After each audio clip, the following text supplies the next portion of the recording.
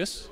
Jamen, Dan Jørgensen, det er ikke så længe siden Europaparlamentet, eller Danmark i Europaparlamentet kunne fejre 40 års jubilæum, så at sige. Og du har været med i omkring de 8 af dem. Ja. Hvad synes du har været EU's største succes, og hvad har været din største succes i Europaparlamentet? Jeg tror ikke, jeg kan pege på én succes for EU. Jeg tror, jeg vil sige, at der er 3 ting, som jeg synes har været sådan ligesom det, som vi skal være gladest for.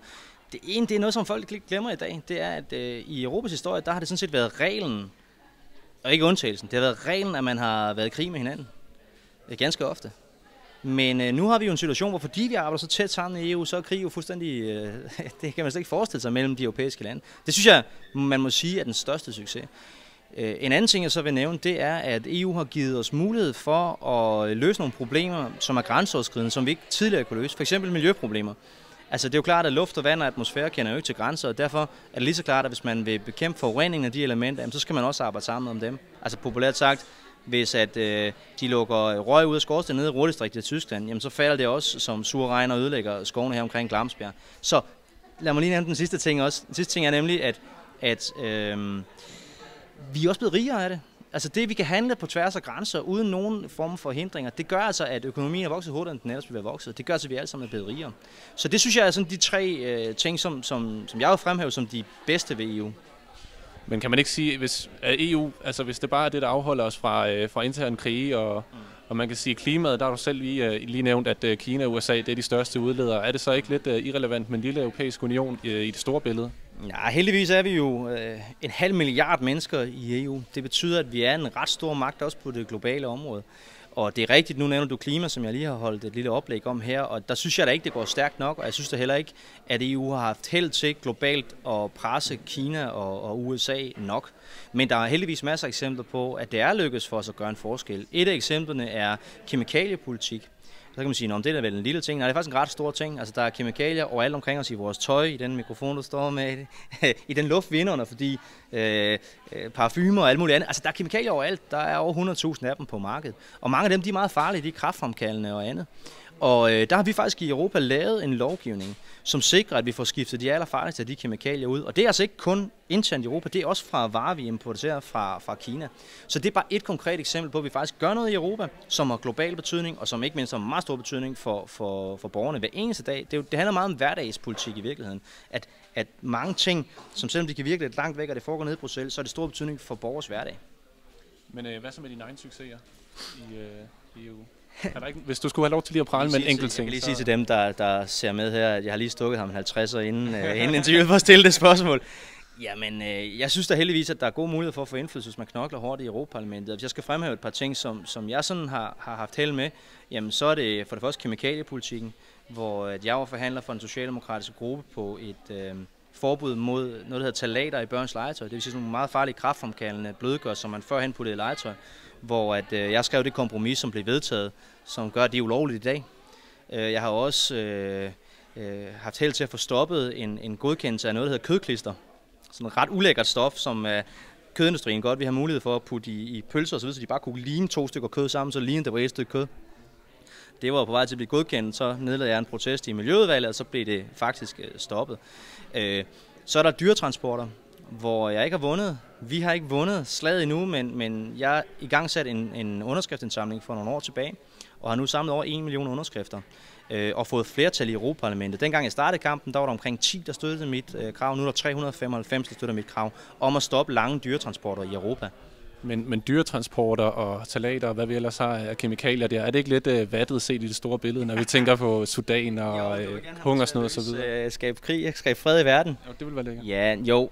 Det er det egentlig, men nu spørger du, hvad sådan... Det er svært det der med at lige pege noget og sige, det var der, jeg personligt gjorde en forskel. Men på de der, jeg lige har nævnt, der kan jeg pege på, at i al ubeskedenhed, men nu var det der selv har spurgt, at der har jeg gjort en forskel. Så det er klart, så er jeg jo også med til at træffe en masse andre store beslutninger, men der er det så bare ikke mig alene. Det var heller ikke mig alene, de andre ting, men det er der, hvor jeg kunne sætte et klart fingeraftryk. Det er klart, når vi taler om at løse verdens klimaproblemer, så er vi heldigvis mange, der trækker på samme ham. Når vi taler om at lave netop politikker, der skal hjælpe i Sudan med at skabe fred og udviklingsbistand osv., jamen så er vi heldigvis jo mange om det. Så de store ting, ja, EU gør det godt. Ja, jeg er også en del af det, men det er lidt sværere sådan at tage æren for os, selvom jeg gerne ville. Det er så i orden. Ja. Hvad hedder det? Du har flere, blandt andet på din hjemmeside har du en lille joke kørende med et Pia Kjærsgaard, Marit og Og i din tale til jeres kongres, der nævnte du også et mindre mareridt. Er du lidt bange for DF, og hvordan er det egentlig at sidde og lave radio med for eksempel Morten Messerschmidt, når nu du har det sådan med DF? Ja, jeg joker jo også lidt med det. Jeg synes, jeg synes godt, man kan kombinere humor og politik. Jeg synes ikke, det behøver at være så alvorligt altid. Og nogle gange kan man ved at tage sådan lidt pis på hinanden, for at sige det lige ud, kan man få nogle pointer frem, som egentlig er reelle nok, men med et glimt i øjet. Jeg har et radioprogram, som hedder Europa i Flammer, sammen med Morten Messerschmidt, hvor vi en gang om ugen river hovederne af hinanden en hel time. Og jeg tror, at hvis man sådan tog en udskrift af det, vi sagde, så vil man sige, og læste det, så vil man sige, det kan man da ikke sige til hinanden, det er da alt for groft. Men jeg tror alligevel også, at hvis man lytter til det, så vil man synes, det er egentlig okay, fordi det er sagt med et glimt i øjet. Og så mener jeg jo helt alvorligt, at den politik, som DF fører, som er sådan en tilstrækkelig politik, fordi de mener, at Danmark skal isolere sig mere, for EU ikke være så meget med, det mener jeg faktisk er farligt. Jeg er faktisk bange for, at de kunne få held til det, fordi for eksempel miljøet, som jeg jo bekymrer mig rigtig meget om, de problemer, vi gerne vil løse der, jamen dem kan vi simpelthen ikke løse uden om EU. Så derfor ville det faktisk være lidt af et mareridt for mig, hvis at der var nogen, der skulle have held til at trække Danmark ud af EU. Det siger jeg ikke nødvendigvis, at Dansk Folkeparti vil, men nogle gange kan man godt synes det lidt, ikke? Men til trods for, at der er de her politiske uenigheder, så kunne du godt sætte dig ned og dele middag med Messerschmidt, uden at I endte med at kaste forretten i hovedet på hinanden. Jamen, jeg kan godt lide det der faktisk med, at man går lidt til makronerne. Jeg kan også godt grine, når Messerschmidt en gang imellem får et sted ind på mig, hvor han får mig udstillet lidt. Jeg synes da, at det gælder ikke kun i politik, det gælder da i alle livets forhold, at hvis man har en god tone og kan joke lidt med hinanden, jamen så går det helt meget nemmere. I et af de her programmer her, Europa i Flammer, der siger du jo blandt andet, at EU har et demokratisk problem. Hvor I ligger det helt præcist? Ja, altså i demokrati, der er det jo en meget god regel, det der med, at man vælger nogle folk, så træffer de mennesker så nogle beslutninger, og er man utilfreds med de beslutninger, så kan man jo vælge nogle andre næste gang. Problemet er bare, at i EU, der er det faktisk ikke kun folkevalgte, der træffer beslutninger. Jeg sidder i Europaparlamentet, og jeg er valgt, men dem jeg forhandler med, som sidder i ministerrådet, de er jo udpeget som minister, så de er jo ikke valgt. Og endnu værre i EU-kommissionen, det er de eneste, der kan fremsætte lovforslag i EU. Det er folk, der er udpeget. Der sidder 27 kommissærer som udpeget. Vi kan ikke lave noget lovgivning, inden der kommer et forslag for dem først.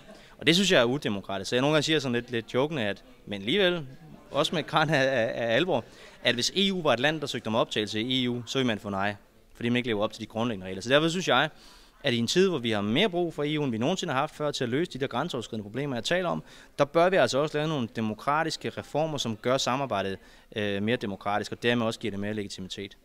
Så man kan sige, at incitamentet for at blive siddende i Europaparlamentet og være med i hele det spil der, det er egentlig for at få det ændret? Ja, nu er det jo sådan, at det der med reglerne for, hvordan vi træffer beslutninger, altså hvis for eksempel Europaparlamentet skulle have mere magt, så vil det kræve, at man ændrede EU's traktat, grundlæggende traktater, ikke? Lige nu opererer vi med det, der hedder Lissabon-traktaten, og det kan være, der kommer en ny på et tidspunkt. Og det er faktisk ikke Europaparlamentet, der vil kunne ændre den. Det er faktisk landene.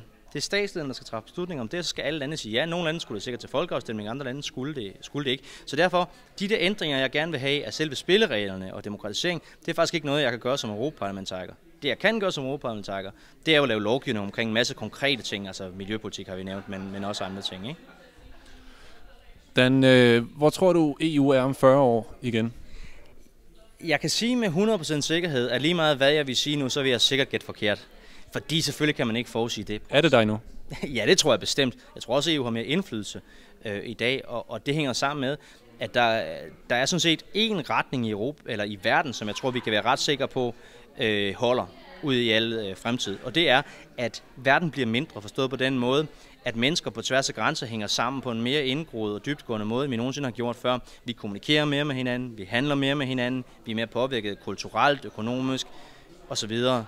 af hinanden, end vi nogensinde har været før. Og hvis man som politikere og som befolkninger har en ambition om at styre den udvikling, altså bare sikre, at det ikke kun er markedskræfterne, der afgør, for eksempel hvad for nogle kemikalier må være på markedet. Det er altså ikke kun udbud og efterspørgsel, fordi så vil vi have masser af giftige ting i børns legetøj for eksempel. Nej, det er også politikere, der skal sætte de hegnspil. Nu er det bare et konkret eksempel, men hvis vi vil fortsætte med at styre markedskræfterne sådan, jamen, så skal vi arbejde tættere sammen globalt. Og der er EU det bedste redskab, vi har til det. Når det så er sagt, så er der selvfølgelig også en lille risiko for, at det hele falder sammen. Det kan da godt være, at der kommer politikere til magten i landet. Hvad nu, hvis vi står midt i en ny finanskrise, der opstår krigsstemning og alt det, der er nogle populister, der kommer til magten i stedet og siger, det er jo bedre, hvis vi er ude af EU. Jamen, så kan EU da bryde sammen. Det hverken tror eller håber er særlig realistisk, men det kan selvfølgelig ske. Det jeg vil minde om, det er, at ser man historisk på det, Jamen, ingen kunne jo have forudset, hvad der vil være sket de sidste 40 år, for eksempel. Nu giver det så gået godt. Muren er faldet. Demokratier er opstået i Østeuropa. Lande, der før var vores fjender på den anden side af jerntæppet, er nu vores venner og allierede i EU. Vi laver fælles politik med dem. Vi har et fælles parlament med dem. Men det er bare for at sige, hvordan at verden udvikler sig, er meget vanskeligt at forudse. Jeg tror ikke, man kan bare på noget tidspunkt i historien, hvor det faktisk er lykkedes nogen, i hvert fald særlig mange, at forudsige præcis, hvordan verden så ud 40 år senere. Men EU er der stadig om 40 år? Ja, jeg er næsten sikker på det, selvom man skal passe på med den slags. Ja. Det er ordentligt. Så et sidste spørgsmål, vi har gået og tænkt lidt over. Hvis nu vi legede, at EU det var en bil. Ja, hvad for en bil vil det så være? Nej, hvilken del af bilen vil Danmark så være? Danmark vil... det er et godt spørgsmål. Jeg tror, Danmark vil måske være et af børnene, der sidder på bagsædet og prøver at sige til chaufføren, nej, vi skal derhen, nej, vi skal derhen, nej, vi skal derhen. Og en gang imellem, så siger chaufføren, ja, okay, nu gør vi så, som det her lille barn gerne vil, ikke? Men så er vi også sådan en lille besværligt barn, ikke? Fordi vi vil heller ikke være med til det hele. Så når man siger, nu siger vi skal ind på den her tankstation og have noget at spise, for jeg er sulten, og så får man maden, så siger danskerne, eller barnet siger, jeg kan ikke lide ærterne, jeg kan ikke lide gulerødderne, jeg vil ikke have det hele, jeg vil kun spise bøffen, ikke?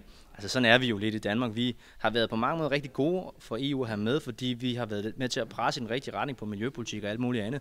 Men omvendt skader vi jo sådan set også samarbejdet lidt, fordi vi er faktisk nogle gange ikke særlig solidariske. Det er jo ikke særlig solidarisk at sige, vi er glade for, at EU går ind og redder Grækenland fra at gå konkurs. Det er vi glade for, fordi hvis ikke de gjorde, så ville vi få en ny finanskrise, det vil skade Danmark.